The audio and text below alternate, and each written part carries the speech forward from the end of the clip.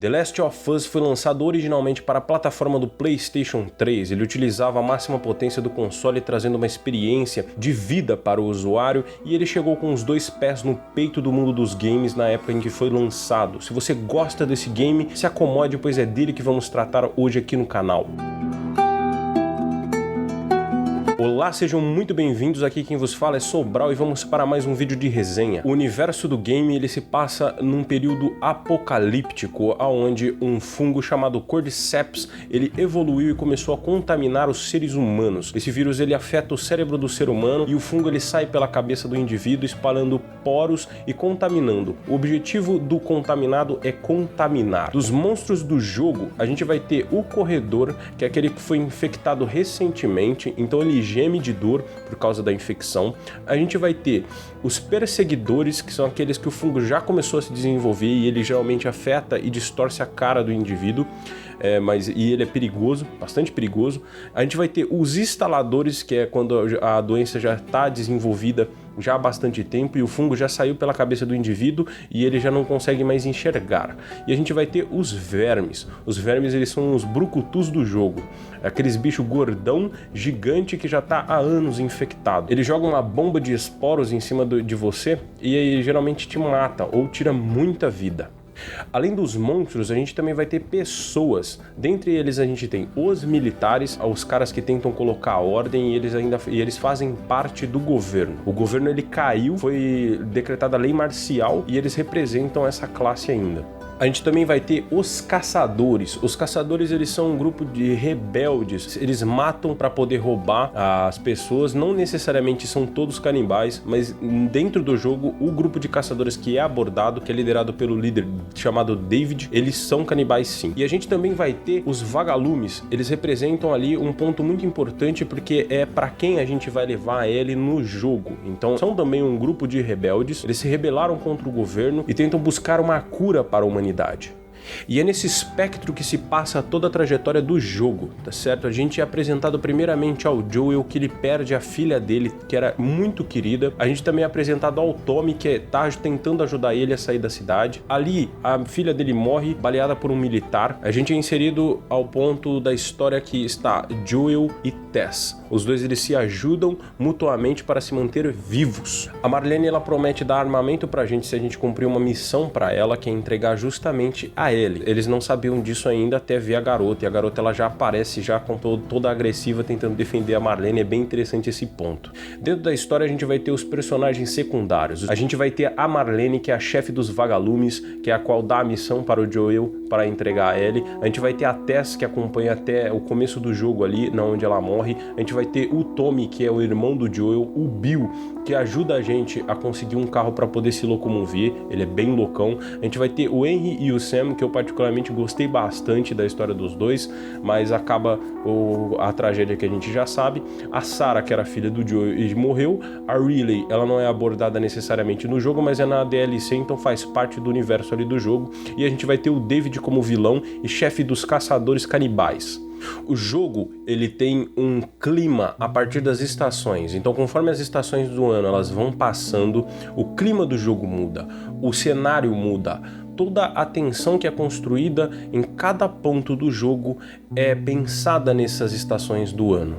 Tudo orna muito bem. A parte do inverno, ela é onde a gente assume o controle da Ellie. Esse ponto eu já vou até abordar, a questão de mecânica. O Joel, você consegue perceber que ele é um cara muito forte, ele é brutal, e a Ellie, ela é uma garotinha. Então quando você pega para controlar os dois, você percebe esta diferença. A movimentação de cada um é muito diferente, a forma de mira, o balanço da arma, tudo muda quando você troca e alterna de um para o outro. As mecânicas elas funcionam muito bem, tudo se encaixa perfeitamente. Os gráficos eles são maravilhosos, é um deleite para os olhos do jogador que está ali acompanhando a história e é muito agradável essa relação entre as estações do ano e os cenários que você passa durante o jogo. O trabalho da natureza ele age naquele cenário apocalíptico, ele invade os territórios, crescem os matos, fungos e verdes, tudo ali ele faz sentido. Você tá ali dentro, você percebe a ação da natureza dentro de cada cenário, seja numa igreja que a gente passa dentro do jogo, seja num congresso, num tribunal que a gente passa também, e é muito interessante você ver os detalhes, onde tudo foi colocado muito bem feito, tudo foi muito bem pensado. Esse jogo você percebe que os desenvolvedores, eles tiveram amor no jogo que eles estavam entregando, por isso que entregou uma coisa de tanta qualidade. Ele é um jogo linear, você tem muita exploração dentro do jogo, você pode explorar se você quiser, mas é limitado, você sabe para onde que você tem que ir, você não perde o caminho, você não se perde no jogo porque nada é tão aberto assim. Inscreva-se no canal e ative as notificações e vamos em frente. A questão da relação entre o Joel e a Ellie, ela é construída gradativamente de uma forma na qual eu, como espectador, vou me apegando com o Joel em primeiro lugar, porque ele é abordado primeiro. Depois você vai entendendo a relação de um e o outro, o porquê que o Joel ele age daquela maneira, o porquê que ele é rígido. No começo ele trata ele como simplesmente uma carga que ele vai pegar no ponto A e entregar no ponto B. Ele parece que ele força aquilo dentro dele, que ele não quer ter nenhuma relação íntima com ninguém. Nada para que ele tenha que se apegar, para ele não sofrer o tanto que ele sofreu com a perda da Sarah. Essa relação ela é construída, como eu disse, gradativamente, na qual você que está ali dentro, você vai se apegando com o Joel, depois você se apega com a Ellie, depois você admira a relação que os dois têm um com o outro, esse respeito. A Ellie, ela brinca bastante, ela tá sempre fazendo piada, ela é uma garota extremamente espontânea, é bonito de se ver, é engraçado que às vezes ela tira uma risada daquele cara ranzinza que não quer sorrir mais pra vida. Então você cresce ali dentro e você se emociona com tudo aquilo.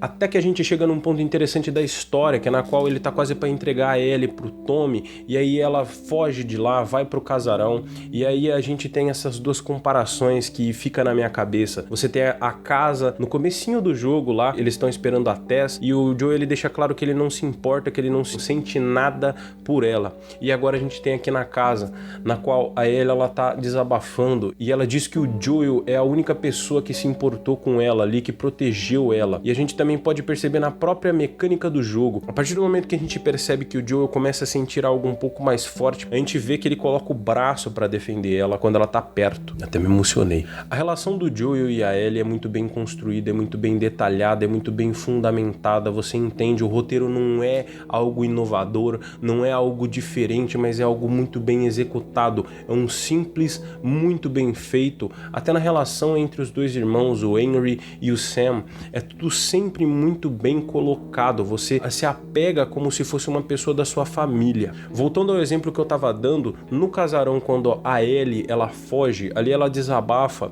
e o Joe ele diz que ela não sabe o que é perder, mas ela sente e ela triste, ela diz que ela perdeu tudo e todos, e a única pessoa que ficou do lado dela foi o Joel. Por mais que seja por obrigação, ele estava ali, e ela diz que ela só ficaria com mais medo de ir com uma pessoa que ela não conhece, porque ela iria perder mais uma pessoa.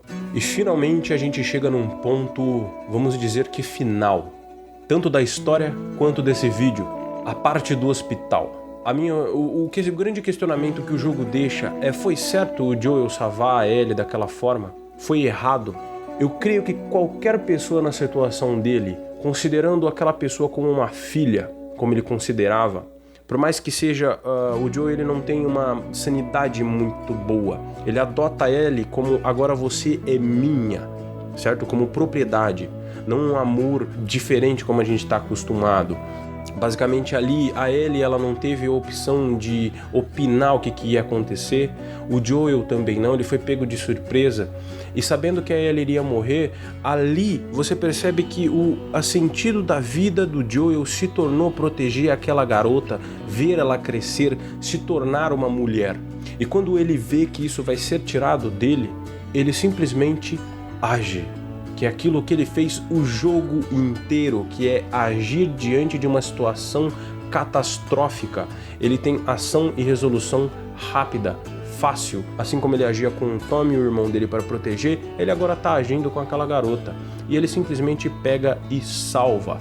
E eu faria isso também. E creio que qualquer pessoa que considerasse da forma como ele considera aquela garota, qualquer pessoa em sã consciência iria salvá-la. Comenta aqui embaixo a sua experiência com o jogo, o que você sentiu quando você jogou, quando você passou por toda essa trajetória. Se você não passou, seja muito bem-vindo. E finalmente o jogo ele deixa uma reflexão profunda no usuário que está ali, no jogador, no espectador que está ali. Vivencia tudo isso e você sai dali com um testemunho, com uma certa mudança. Um cenário apocalíptico muda as pessoas. Isso faz também você refletir o que você faria nesse tipo de situação para proteger as pessoas que você ama. Então o jogo ele tem uma reflexão de vida, é uma história muito boa. Muito obrigado pela sua atenção, até o próximo vídeo e forte abraço!